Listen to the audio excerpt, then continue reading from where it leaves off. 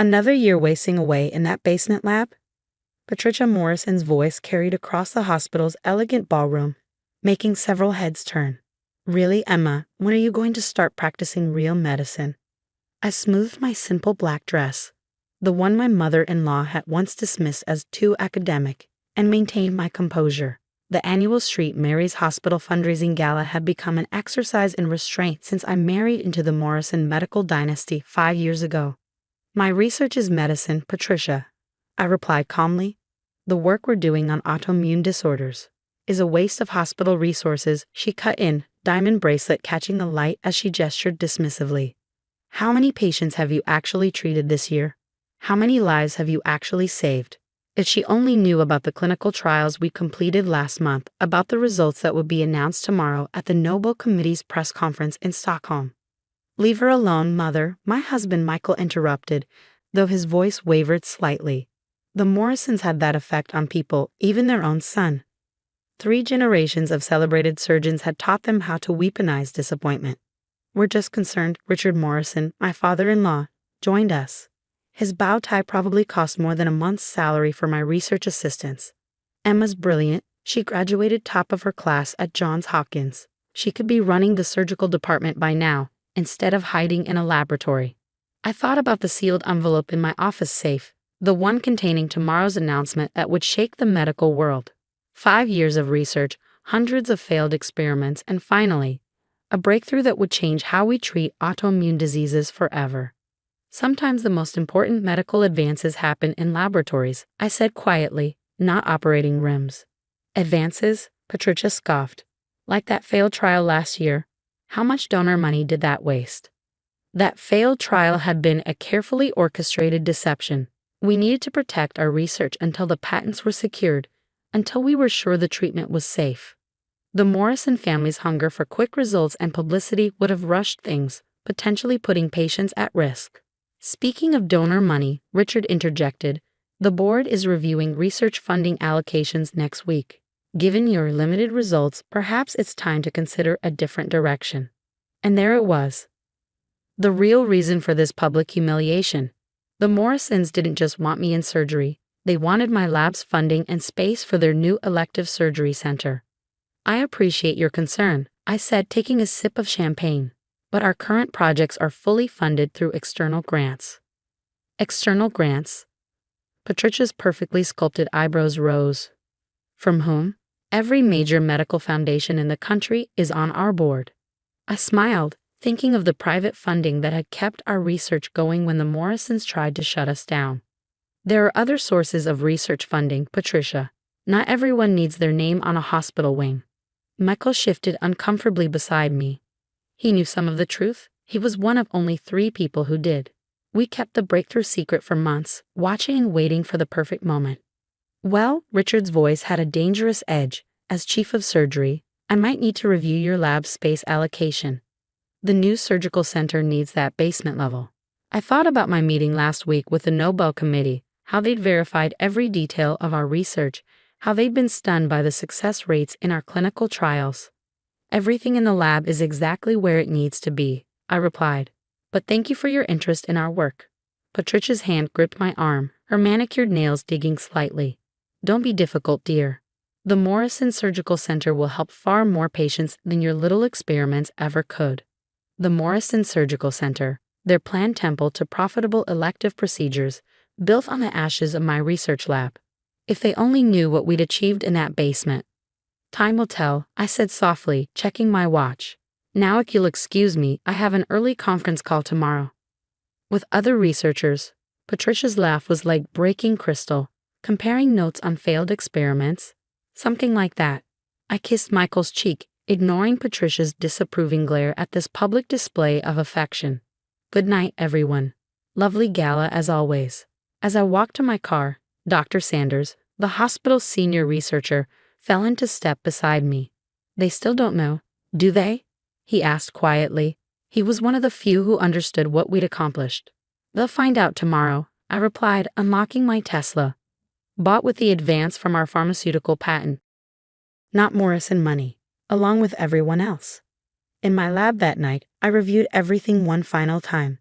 5 years of research data, clinical trials conducted quietly at partner hospitals, patients whose lives have been transformed by our treatment. The Morrisons thought I'd spent those years playing with test tubes. Instead, I developed a cure that would revolutionize medicine. My phone buzzed. A message from Dr. Zhang at the WHO. Final review complete. Press packages ready. You're sure about tomorrow's announcement? I thought about Patricia's mocking laugh, Richard's thinly veiled threats, the years of watching them prioritize profit over patient care. I'm sure, I typed back. Everything's ready. The next message was from Dr. Sarah Chen, my research partner who was already in Stockholm. Auditoriums prepared. Media's assembled. They have no idea what's coming. I smiled, remembering Richard's dismissal of our little experiments. He had no idea that tomorrow's announcement would make his surgical center look like a medieval practice. Looking at the lab equipment that had become my second home, I thought about the day Richard Morrison had first shown me this basement space. "You can play scientist down here," he'd said condescendingly, "as long as you don't interfere with real medical work upstairs." Well, I'd done more than play scientist. I'd changed the future of medicine. And tomorrow, the Morrison family would learn that some doctors save lives not by wielding scalpels, but by quietly revolutionizing medical science itself. The St. Mary's Hospital conference room buzzed with nervous energy at 8:45 a.m. The entire medical staff had been summoned for an urgent announcement, something about a live broadcast from Stockholm. In the front row, Patricia Morrison whispered furiously to her husband. "What's this about, Richard? Why wasn't the board informed?" Richard Morrison's face was tight with barely controlled anger. "I don't know, but if this interrupts surgical schedules." "Good morning, everyone." I walked in wearing my lab coat rather than surgical scrubs. "Thank you for joining us on such short notice." "Dr. Chen," Richard's voice carried genuine surprise. "What is the meaning of this? I have 3 surgeries scheduled." "They've been covered," I interrupted smoothly. "Dr. Williams will handle your procedures today. This announcement takes priority." The massive screen behind me flickered to life, showing the grand hall of the Karolinska Institute in Stockholm. The Nobel Committee members were seated at their traditional table, cameras flashing. "What's going on?" Patricia demanded, but her voice held a note of uncertainty I'd never heard before. "Please, everyone take your seats," I said calmly. "The announcement is about to begin." The committee chairman's voice filled the room. "Ladies and gentlemen, thank you for joining us. Today, we announce the Nobel Prize in Medicine or Physiology for groundbreaking work in autoimmune disease treatment." Patricia's perfectly manicured hand gripped Richard's arm as my name appeared on the screen, along with details of our research, for the development of targeted immune system reprogramming, a revolutionary treatment that effectively cures multiple autoimmune conditions. The room erupted in gasps and whispers. Richard's face had gone from red to white. On screen, Dr. Sarah Chen, my research partner, was already at the podium in Stockholm. "This breakthrough," she was saying, "represents 5 years of dedicated research. Using a novel approach to cellular reprogramming, we've developed a treatment that success rate exceeds 94% in clinical trials." "Impossible," Richard whispered. "The trials failed last year." "The public trials failed," I corrected him gently. "The real trials conducted at partner hospitals worldwide succeeded beyond our highest expectations." The presentation continued, showing before and after scans, patient testimonials, peer reviews from the world's top medical journals. With each slide, the Morrison family's empire of traditional treatments became more obsolete. "Your research budget," Patricia managed, her voice shaking. "The failed experiments." "Were a cover," I confirmed. "We needed to protect our work until it was ready, until it was safe. Unlike some, we prioritize patient safety over quick profits." Dr. Williams, the chief of internal medicine, stood up. "The hospital board will need to review this immediately. This changes everything about how we treat autoimmune conditions." "The patents and treatment protocols have already been secured," I explained. "And yes, St. Mary's will be one of the primary treatment centers, though perhaps not in a basement lab." The screens showed the global impact projections, millions of patients who could now be cured rather than merely treated. The pharmaceutical partnership details appeared next: billions in research funding, licensing agreements, and most importantly, provisions ensuring the treatment would be accessible to all patients, not just the wealthy. You went around us, Richard finally found his voice. Use our hospital's resources. Actually, I cut in. We used private funding.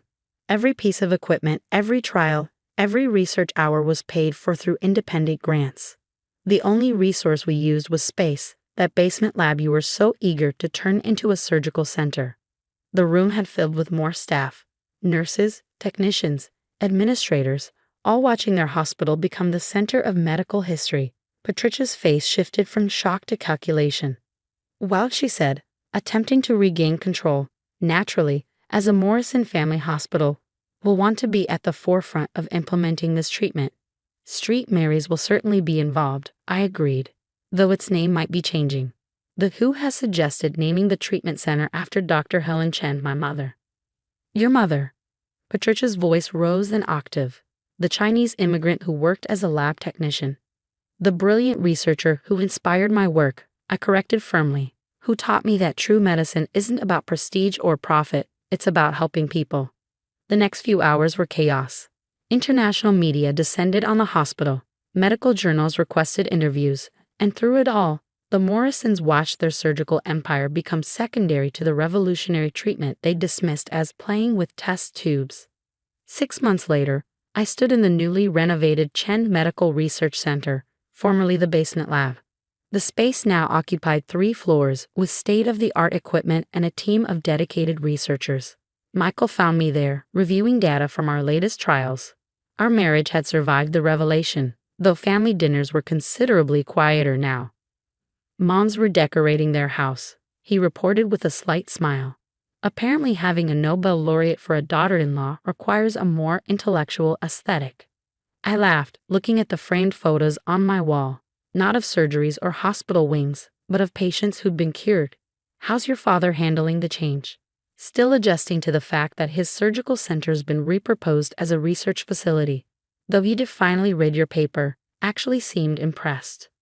My phone buzzed constantly with messages from researchers worldwide, building on our breakthrough to develop new treatments. Patricia had stopped offering advice about real medicine, though she still occasionally suggested I dress more appropriately for a Nobel laureate.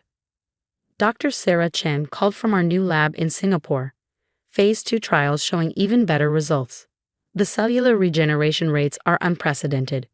I smiled, thinking of all those gala dinners where they'd mocked my dedication to research. Send me the data. Let's see if we can improve those numbers even further.